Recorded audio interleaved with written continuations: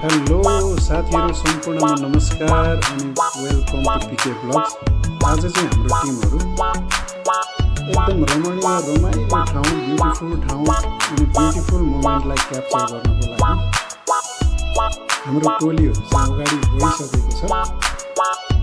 त्यसरी यात्राको क्रममा सुन्दर बस्ती, सुन्दर गाउँ अनि कल बगिरहेको चिसो पानीको यात्रा वरिपरि जङ्गल एकदमै रमणीय छ साथीहरू, एकदम रमाइलो छ।